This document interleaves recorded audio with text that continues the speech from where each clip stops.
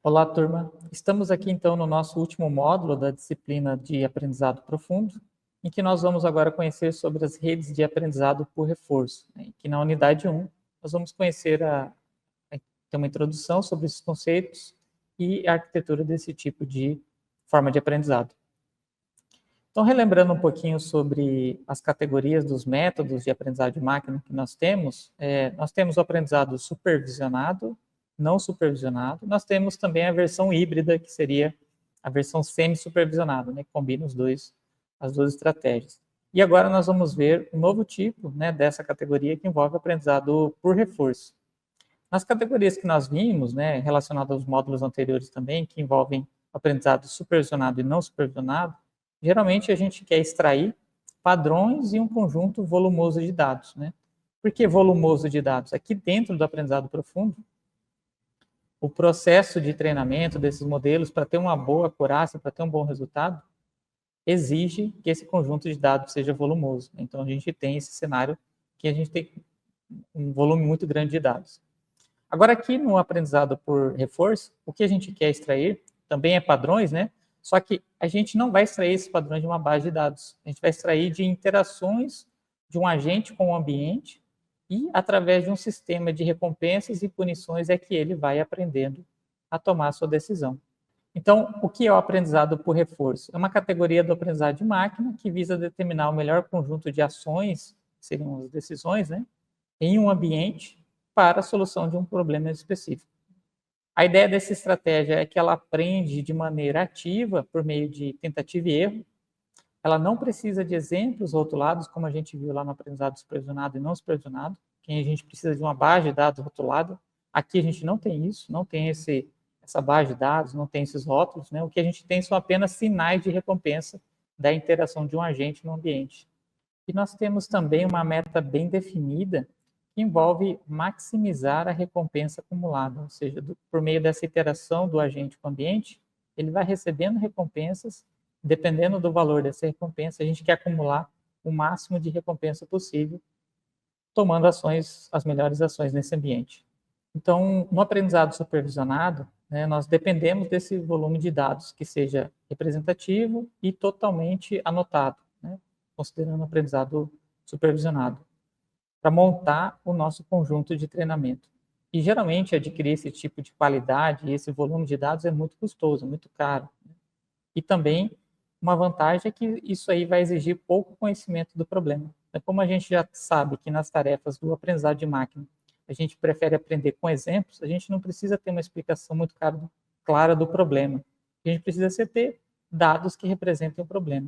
E é por meio desses dados que a gente vai extrair conhecimento. Então, em termos de conhecimento sobre o problema, não é necessário ter muito. O que você precisa ter muito são dados. Agora que, se a gente não tem esse volume de dados, se a gente não tem acesso a esses dados, ou talvez essa quantidade de dados é potencialmente infinita, né, dependendo do ambiente, do cenário, mas a gente tem talvez regras, ou a gente tem acesso a um ambiente que pode trazer para a gente interações e respostas, a gente então pode descrever as possibilidades de solução da tarefa por meio do aprendizado por reforço, ou seja, utilizar o aprendizado por reforço nesse tipo de cenário, em que a gente não tem, talvez, tantos dados, mas a gente tem algum entendimento do problema e um detalhamento sobre o ambiente ou de como funciona essa interação. Então, isso aqui, em contrapartida, exige um conhecimento maior com relação ao aprendizado supervisionado sobre o problema, só que não vai exigir você ter dados, né, coletar um volume de dados. Bom, e esse processo de tomada de decisão que envolve o aprendizado por reforço, ele é inspirado no processo de decisão de Markov.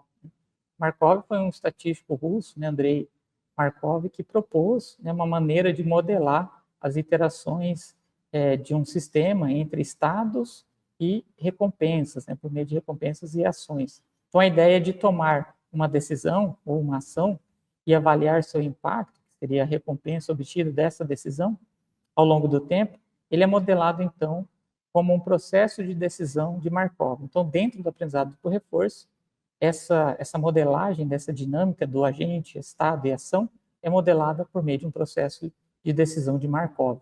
E esse modelo, né, ele então representa, né, modela as decisões sequenciais ao longo do tempo por meio de um conjunto de estados, ações, transições e recompensas. Então a gente representa a interação ou a interação do ambiente, do agente com esse ambiente, por meio dessas 4 componentes, os estados, ações, transições e recompensas.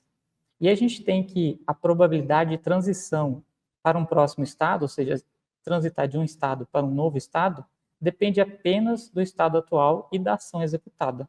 Então, quando a gente está em determinado estado e executa uma ação, isso vai modificar o ambiente e gerar um novo estado.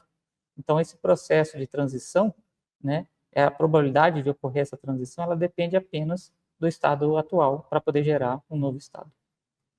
E esse processo, então, essa interpretação desse problema, da modelagem desse tipo de problema, é a base para o aprendizado por reforço.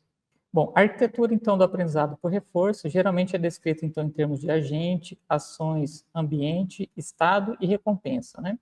Então, identificando as características de cada componente dessa, nós temos, então, o agente, é o tomador de decisão, pode ser um robô, um modelo de IA, né? Qualquer componente que vai interagir no ambiente. Ação é a escolha feita pelo agente com base no estado atual. Então, a ação seria uma das possibilidades, uma das maneiras de reagir a esse ambiente. O ambiente, então, é aquilo que está inserido, né, onde o agente está inserido e que ele vai reagir às ações do agente e definir os novos possíveis estados a partir da recepção dessas ações. E o estado é uma representação do ambiente em um dado momento. Então, o estado seria uma maneira de descrever o ambiente ou o agente em um determinado momento do ambiente.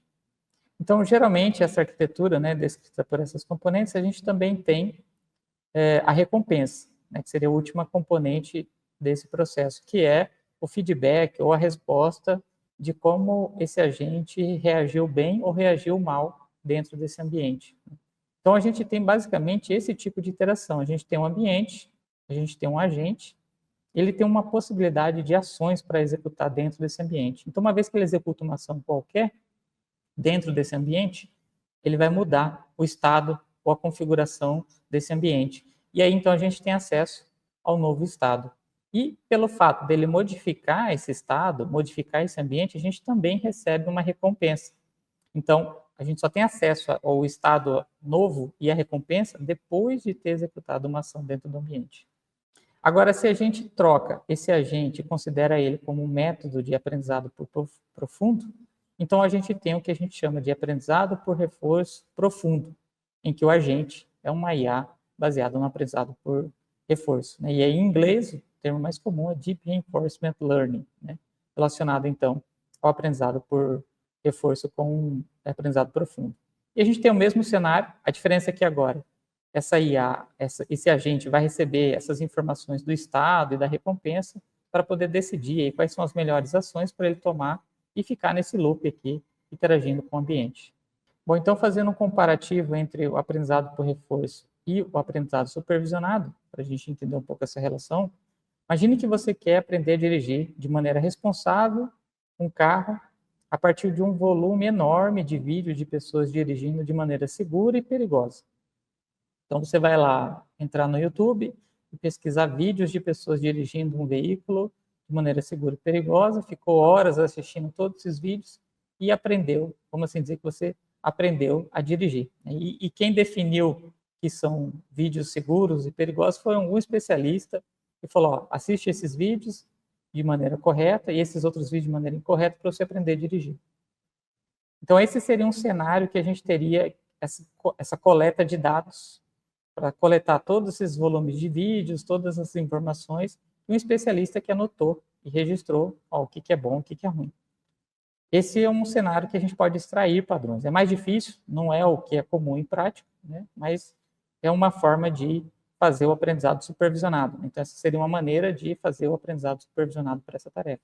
Agora, considerando a mesma tarefa, só que agora a gente vai adotar o aprendizado por reforço, ela envolve fazer o seguinte: aprender também a dirigir de maneira responsável um carro, observando o impacto das ações de dirigir na cidade. Ou seja, você vai aprender a dirigir dirigindo na cidade. Você tiver alguma ação, algum movimento que você fizer ruim ou bom, o ambiente vai te responder com isso. Né? O que poderia ser um feedback desse ambiente, do trânsito? Né? Eu poderia ter um feedback imediato, que é ouvir, por exemplo, um buzinaço se o sinal estava verde e você decidiu tomar a decisão de ficar parado no semáforo. Né? Então, você vai ouvir uma buzina, os carros atrás tudo buzinando, e esse é um cenário de feedback imediato. E tem um outro cenário que seu feedback poderia ser tardio, ou seja, você fez uma série de ações, dirigiu pela cidade, e depois de 7 dias chega lá para você uma multa sobre algum movimento, alguma ação que você tomou anterior. Né? Então, a gente pode ter um ambiente te trazendo esses dois tipos de feedback, um imediato ou um feedback tardio. Então, esse é um exemplo de cenário que envolve o aprendizado por reforço. E aí nós temos algumas aplicações bastante importantes, né, dentro dessa área. Né? A mais comum seria para o cenário de jogos e robótica, em que a gente tem lá o jogo do Pac-Man, um método de aprendizado por reforço profundo para poder jogar o jogo do Mario, esse AlphaGo, que é um jogo bem conhecido, ping-pong. Tem até alguns jogos de estratégia, tem um jogo bem famoso que chama StarCraft, que tem uma competição mundial de melhores estrategistas para esse tipo de jogo, e já foi até incluído também em métodos de aprendizado por reforço para poder jogar e desafiar os melhores jogadores desse jogo StarCraft, além desses outros aqui também. Na robótica, a gente então tem alguns cenários bem conhecidos, né? Por exemplo, robôs autônomos, tanto para dirigir veículos, ou para poder fazer limpeza em casa, fazer algum escaneamento, né? Manipulação de equipamentos. Então, a gente tem bastante uso desse tipo de aplicação na robótica, porque a gente tem esse ambiente, né? Então, a gente tem os estados desse robô nesse ambiente. Então, a gente tem todo esse cenário bem característico que envolve o aprendizado por reforço. E a gente também tem definições de rota, né, para logística. Então, tem uma série de aplicações que envolve o aprendizado por reforço, inclusive até sistema de recomendação. Então, você vai comprar num site e aí você tem um método de aprendizado por reforço que está aprendendo conforme você interage com o site para saber, talvez, te recomendar os melhores produtos. E uma vez que ele toma a ação de te recomendar um determinado produto, você pode, então, ou comprar, que seria um reforço positivo, ou retirar aquele item da cesta, ou simplesmente ignorar ou cancelar aquela mensagem daquela propaganda que apareceu ali. Então, por meio dessa interação sua com o ambiente, né, esse método vai tentando aprender como você está observando, como você está interagindo nesse ambiente para tentar sugerir os melhores produtos para que você possivelmente vai terminar a execução comprando algum. Então, nesse tipo de exemplo, né, então vamos considerar, no caso de um robô que aprende a limpar a casa, então, o que seriam essas componentes nesse tipo de problema? Né? O agente seria, então, por exemplo, o robô aspirador de pó, então ele é que vai interagir nesse ambiente. O ambiente nosso poderia ser um cômodo de uma casa ou o mapa da casa, né, uma casa inteira. Os estados, eles descrevem a situação do estado e do agente, né? E essas características, essa descrição pode conter a posição do agente, a velocidade com que ele está andando, o nível de bateria do agente, que seria o robô, né? Então, a gente poderia ter todas essas informações indicando as características do agente, do estado e do ambiente. E as ações que o robô pode fazer, que o agente pode fazer, que no caso seria ir para frente, para trás, girar, aspirar, são as possíveis ações que ele pode executar dentro desse ambiente. E o feedback que esse robô pode receber durante essa interação, que, sei lá, a gente poderia definir aqui alguns valores para cada cenário, né? Então, quando a gente tem, ele vai limpar uma casa inteira, quando ele limpa um cômodo só, ele ganha 30 pontos, né? Se ele limpa a casa inteira, ganha 100 pontos. Se ele bate em algum móvel ou fica em colisão com algum objeto, ele perde 2 pontos. Se ele fica sem bateria, ele perde 5 pontos. Então, dependendo das ações que ele for tomando, ele pode ter ações de sucesso ou insucesso. E aí a gente pode definir os pesos, os valores dessas recompensas de sucesso e insucesso. E qual é o objetivo do agente? Completar toda essa tarefa com a maior pontuação possível. Então, ou seja, ele vai tentar acumular o máximo desses pontos positivos e o mínimo desses negativos para conseguir executar essa tarefa com maior recompensa total.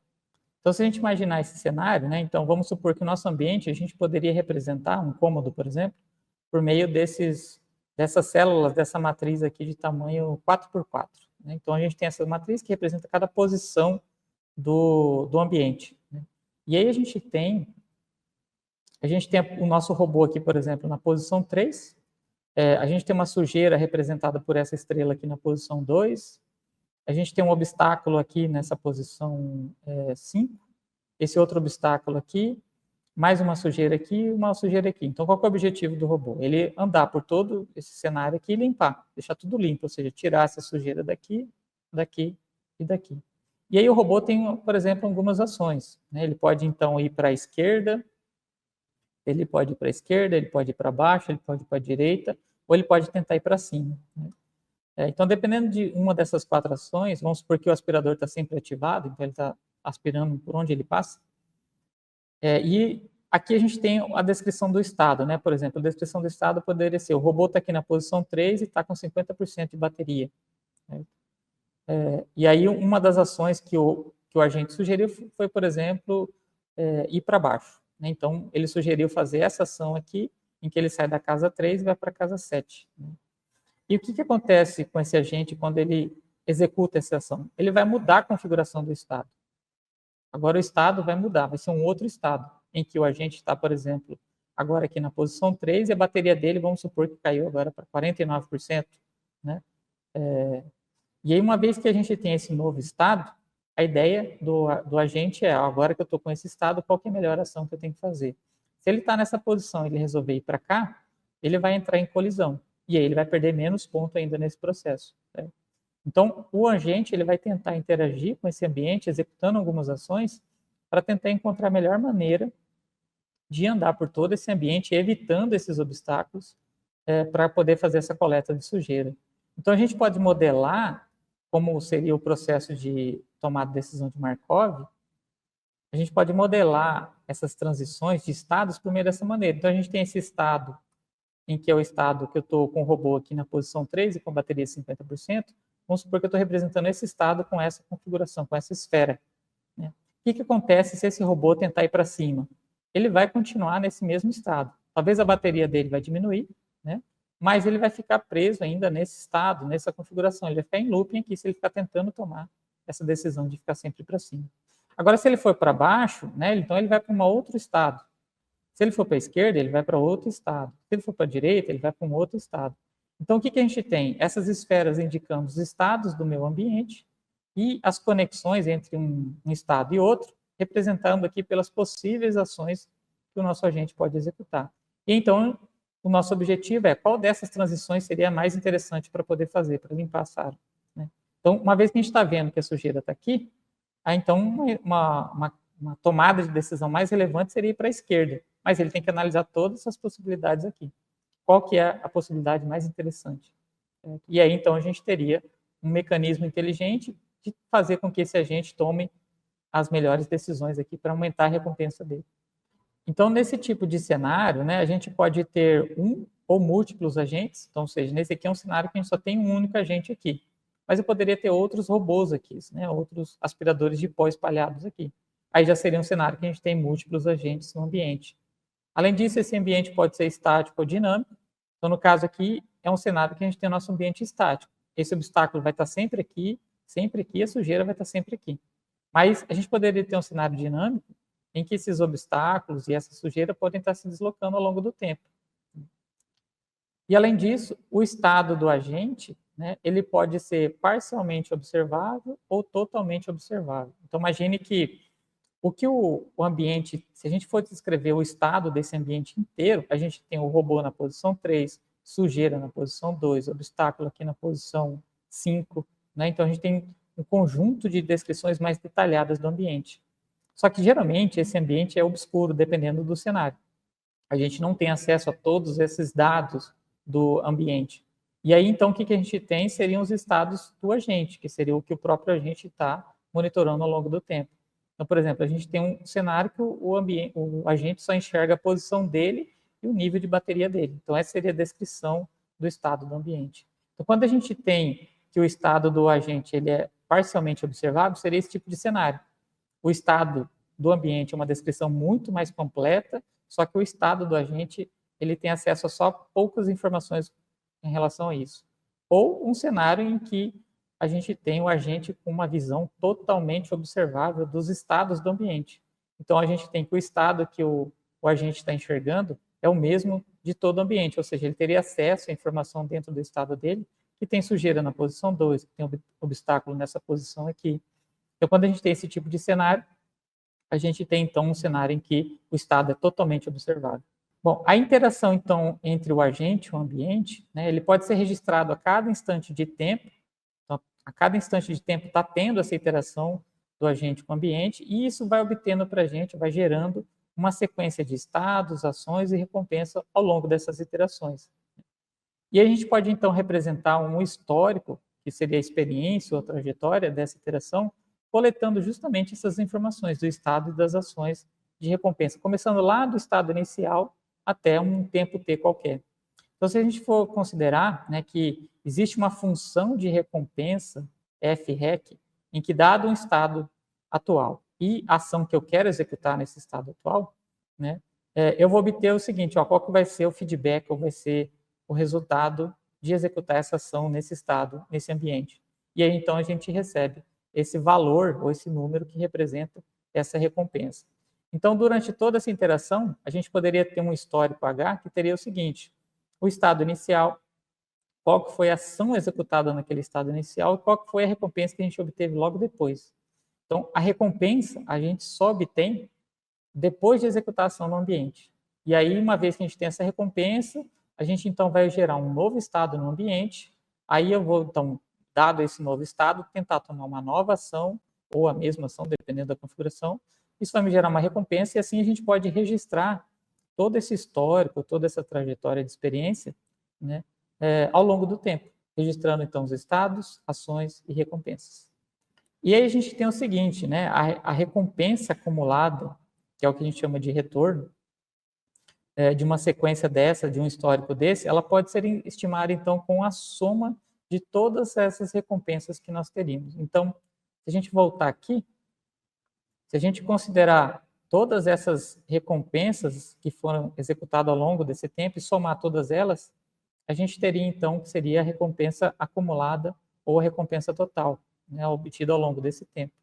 E aí qual que é o objetivo da gente? É ter a maior recompensa possível total. Então, ou seja, ele quer ter mais uma recompensa numérica muito maior do que qualquer outra histórica ou qualquer outra trajetória que execute. Só que isso pode levar, né, se a gente simplesmente só somar todo esse histórico de recompensas, isso pode dar a entender que talvez o agente não precisa ter recompensas boas frequentemente, mas ele poderia ter talvez poucas recompensas, mas ter um histórico, uma trajetória muito longa, ficar muito tempo interagindo com esse ambiente. E quando a gente soma todas essas recompensas ao longo do tempo, pode ser que isso traga um número muito grande, dando a entender que essa foi a melhor recompensa acumulada que o agente executou no ambiente. Mas ele, por exemplo, demorou 5 dias para poder limpar um quarto. Um robô, por exemplo, demorou 5 dias para poder limpar um quarto. Mas a recompensa total dele ali foi bem alta. Então, para poder penalizar um pouco essas iterações, existe um fator de decaimento, que é um fator de decaimento exponencial gama, que é aplicado para cada uma dessas recompensas que ela vai decaindo ao longo do tempo. Então, no início, esse fator de decaimento ele tem um valor muito alto, indicando o seguinte, ó, começou agora, é a primeira iteração com o ambiente, então vamos usar todo o potencial dessa recompensa, mas ao longo do tempo, essas recompensas elas vão diminuindo, né? Esse fator gama vai diminuindo a importância dessas recompensas ao longo do tempo. Então, isso vai fazer com que, ó, se você tomou decisões nesse período que você tem aqui um peso muito maior para as recompensas, então aqui você vai ter uma recompensa acumulada muito alta. E aqui, nesse cenário do tempo, se você tem muitas recompensas para ser executada aqui, aqui o peso delas vão ser bem baixo, porque aqui já passou muito tempo. Então a ideia desse somatório aqui é justamente essa: pegar e multiplicar, fazer a soma de todas essas recompensas, mas ponderar elas por meio desse fator de decaimento, que é o número que está entre 0 e 1. Isso, então, vai diminuindo a importância ao longo do tempo. Então, como escolher a melhor ação? Então, a gente tem algumas estratégias para poder decidir. Ó, eu estou no estado, essa é a configuração do meu estado, eu tenho 4 ações para executar, como escolher a melhor ação? Esquerda, direita, para cima ou para baixo? Então, a gente tem algumas estratégias que envolvem a política de tomada de decisão, de escolher qual que é a melhor ação. A gente tem uma outra estratégia que envolve a função de valor, que é para poder estimar a qualidade da decisão. E a gente tem um modelo de representação do estado do agente. Então, aqui a gente tem um cenário em que a gente tem que, se a gente definir uma dessas três componentes, a gente então consegue ter uma metodologia, um processo de tomada de decisão. Então, em geral, o que a gente faz é observar o estado atual, que ele é representado internamente por um modelo. Então, imagine que a gente tem um modelo que descreve todo o ambiente, né, e esse estado atual ele é representado internamente por meio desse modelo. E aí a gente usa a política para poder decidir qual que é a ação que vai ser tomada. E a gente também pode estimar a qualidade futura dessa ação por meio de uma função de valor. Então, existe pelo menos aqui duas maneiras da gente descobrir qual que é a melhor ação. Ou eu uso uma política para decidir qual que é a melhor ação, ou eu uso uma função de qualidade que vai estimar qual que é a ação que vai me trazer maior recompensa no futuro. Então, a gente vai ver um pouco sobre essas duas estratégias aí. Então, em relação à política, né, representado por esse símbolo π, né, imagine que seja uma função isso, em que ela consiste em fazer um mapeamento entre estado e ação. E ela geralmente define o comportamento do agente, ou seja, como que o agente vai reagir nesse ambiente. Ou seja, qual ação escolher para um estado. É isso que é a pergunta da política. E a escolha ela pode ser determinística. Então, por exemplo, dado que a gente tem essa política π e um estado atual E1, por exemplo, qual que vai ser a ação executada para esse estado? Aí essa política falou o seguinte, ó, a ação vai ser uma ação A1, por exemplo, e para a esquerda. Então, essa política, ela determinou isso. Ela determinou que esse estado ele tem que executar essa ação. Então, existe uma função para isso de mapeamento que essa política faz. E ela é determinística nesse sentido, porque toda vez que chegar algum estado com essa configuração de estado 1, talvez pode ser um outro estado, mas tem a mesma configuração que o estado 1, a política vai provavelmente ser sempre a mesma, executar a ação A1. Então, ela é determinística nesse sentido. Associa sempre a mesma ação a um dado do estado. A gente também tem a outra possibilidade de fazer essa determinação da política ser estocástica. E aí, então, a gente já incorpora o conceito de probabilidade, ou seja, qual que é a probabilidade de executar essa ação A1, dado esse estado E1. Então, a gente tem uma política agora que ela vai dar uma probabilidade de executar essa ação A1. E aí a gente pode ter, então, probabilidades para todas as ações. Então, qual é a probabilidade de executar ação A2, dado o estado E1, ação E3, dado o estado E1. Então, essa política aqui agora ela vai ser um pouco mais suavizada, né? Vai ser estocástica, porque ela vai trazer para a gente uma probabilidade, né, de qual que é a opção, né, ou a melhor opção para escolher a ação com base nessa probabilidade. E aí a gente tem agora a função de valor. Né? Então, a função de valor, ela também se baseia numa política, né, mas aqui é uma outra maneira da gente escolher a ação, mas ela também é baseada numa política para poder estimar a recompensa futura acumulada de um estado, ou seja, qual é a esperança. Né? A ideia dessa função de valor, né, é a partir de um estado EJ qualquer, quanto de recompensa futura, ou seja, a partir do estado J mais 1 até o tempo total, até o final da iteração, quanto de recompensa eu vou receber, seguindo uma política. Então, qual é a ideia dessa função de valor? É uma função V que, de acordo com uma determinada política, dado que você está no estado EJ, né, ela vai te retornar qual que vai ser a recompensa acumulada. Ou seja, se eu estou com um robô na posição 3 da minha casa, e se eu tomar ação de ir, por exemplo, para a esquerda, quanto que isso vai me dar de recompensa lá no futuro, lá na frente? Ou seja, se eu começar por esse caminho, indo para a esquerda e sempre tomando as mesmas decisões que essa política aqui está me dando, e for somar todas essas recompensas, quanto que isso vai me dar lá na frente? Então, é uma esperança, ou seja, uma expectativa de quanto que seria essa recompensa lá no futuro. E aí, então, a ideia dessa função é estimar isso, estimar quanto que seria essa recompensa futura, para dizer o seguinte, ó, se essa ação que você for tomar for para a esquerda, vai te dar uma recompensa futura lá de, você vai ganhar mais 1000 pontos se você tomar isso, então talvez seria mais interessante você tomar essa ação da esquerda do que talvez da direita, que futuramente vai te dar um acúmulo aí lá na frente de 200 pontos.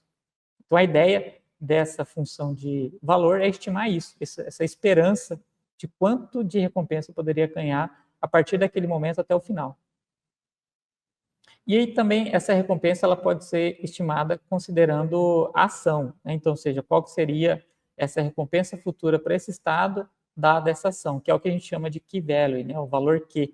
É uma função Q que recebe o estado e a ação e ela vai também te dar esse mesmo número, né? Essa recompensa acumulada. A diferença é que essa daqui só se baseia no estado e essa aqui considera o estado e a ação.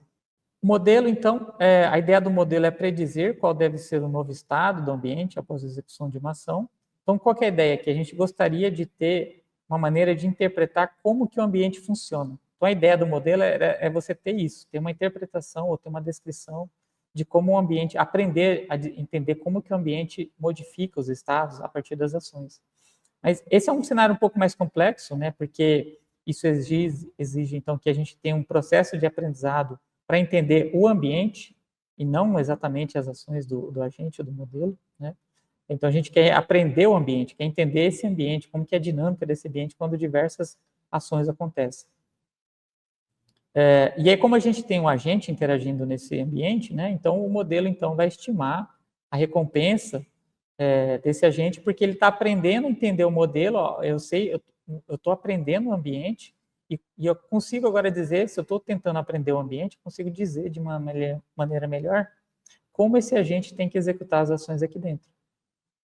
Então, em outras palavras, o modelo representa ou aprende a dinâmica do ambiente em resposta às ações do agente.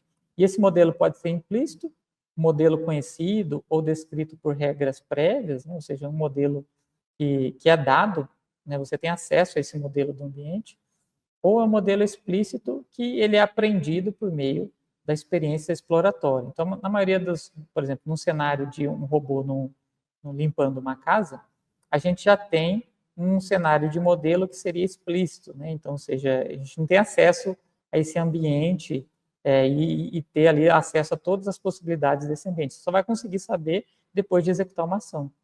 Então, as considerações sobre os conceitos, né, do aprendizado por reforço, observamos componentes necessários para a definição do problema, né, do aprendizado por reforço, que envolve, então, a interação de um agente com o ambiente, com o objetivo de aprender a tomar decisões sequenciais, que seriam as nossas ações, que maximize a recompensa acumulada ao longo do tempo. E na próxima aula, então, nós vamos conhecer o algoritmo Deep Key Learning, né, que é baseado, então, na função de avaliação Q, né, aquela Key Value, para poder, então, fazer esse aprendizado por reforço. Então, a inspiração desse método é que ele é baseado nessa função Q, e além disso, por ser deep, ele usa, então, um método de aprendizado profundo, né, para poder fazer esse processo aí. E aqui, então, nós temos as nossas referências, né? Então, aqui a gente tem no capítulo 62 desse livro de Deep Learning e o 63, então a gente tem as informações introdutórias sobre o aprendizado por reforço e aplicações. E aqui no livro do Dive into Deep Learning, lá no capítulo 17, né, então a gente tem o assunto do aprendizado por reforço. E aqui nas sessões 17.1 e 17.2 a gente fala exatamente desse processo de decisão de Markov. Então, nesses dois capítulos, vocês podem ter acesso às informações complementares dessa aula. Então, tenham todos aí bons estudos e até a próxima aula.